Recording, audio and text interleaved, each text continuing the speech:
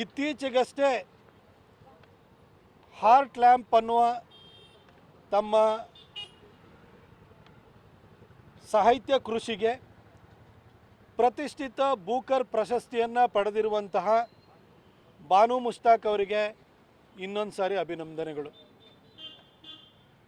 ನೀವು ಈ ಒಂದು ಪ್ರತಿಷ್ಠಿತ ಪ್ರಶಸ್ತಿಯನ್ನು ಪುರಸ್ಕಾರವನ್ನು ಪಡೆದಿರುವಂತಹ ಮೊದಲ ಕನ್ನಡತಿಯಾಗಿದ್ದೀರಿ. ಖಂಡಿತ ನಮಗೆ ಬಹಳಷ್ಟು ಇದ್ರ ಬಗ್ಗೆ ಹೆಮ್ಮೆ ಇದೆ. ನಿಮ್ಮನ್ನು ರಾಜ್ಯ ಸರ್ಕಾರ ನಾಡ ಹಬ್ಬವಾಗಿರುವಂಥ ದಸರಾದ ಉದ್ಘಾಟನೆಗೆ ಇನ್ವೈಟ್ ಮಾಡಿದೆ. ನೀವು ಕೂಡ ಒಪ್ಕೊಂಡಿದ್ದೀರಿ. ನೀವು ಮುಸಲ್ಮಾನರು ಅನ್ನೋ ಕಾರಣಕ್ಕೆ ಖಂಡಿತ ನಾನು ಅಪಸ್ವರ ಎತ್ತುತ್ತಾ ಇಲ್ಲ. ನಿಮ್ಮ ಸಾಧನೆ ಬಗ್ಗೆ ನಮಗೂ ಗೌರವ ಇದೆ. ಸಾಹಿತ್ಯದಲ್ಲಿ ನಿಮ್ಮದೇ ಆದಂಥ ಅಲ್ಪ ಸ್ವಲ್ಪ ಕೃಷಿಯನ್ನು ಮಾಡಿದ್ದೀರಿ. ಬೂಕರ ಪ್ರಶಸ್ತಿನೂ ಕೂಡ ನಿಮಗೆ ಬಂದಿದೆ. ಅದರ ಬಗ್ಗೆ ಇಡೀ ರಾಜ್ಯದ ಜನತೆಗೆ, ಭಾರತೀಯರು ಎಲ್ಲರಿಗೂ ಕೂಡ ಹೆಮ್ಮೆ, ಗೌರವ, ಪ್ರೀತಿ ಎಲ್ಲ ಇದೆ.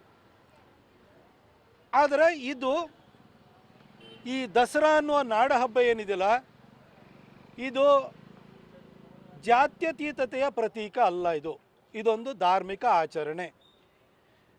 ಬಾನು ಮುಷ್ತಾಕ್ ಅವರ ವೈಯಕ್ತಿಕ ಧರ್ಮದ ಬಗ್ಗೆ, ಅವರ ನಂಬಿಕೆಗಳ ಬಗ್ಗೆ ನಮಗೆ ಯಾವುದೇ ತಕರಾರಿಲ್ಲ. ಅದು ನಿಮ್ಮ ವೈಯಕ್ತಿಕ ವಿಚಾರ. ಅದರ ಬಗ್ಗೆ ನಾವು ಕೂಡ ಗೌರವವನ್ನು ಇಟ್ಕೊಂಡಿದ್ವಿ. ಆದರೆ ದಸರಾ ಅನ್ನೋದು ಮಾತ್ರ ಸಂಪೂರ್ಣವಾಗಿ 100% ಇದು ಧಾರ್ಮಿಕತೆಯ ಪ್ರತೀಕ. ಇದು ನಮ್ಮ ಹಬ್ಬ. ಇದನ್ನು ನೀವು ದಸರಾ ಅಂತ ಕರಿತೀರೋ, ನವರಾತ್ರಿ ಉತ್ಸವ ಅಂತ ಕರಿತೀರೋ ನೀವು, ಅಥವಾ ದುರ್ಗಾ ಪೂಜೆ ಅಂತ ಕರಿತೀರೋ, ಏನಾದ್ರು ಕರ್ಕೊಳ್ಳಿ.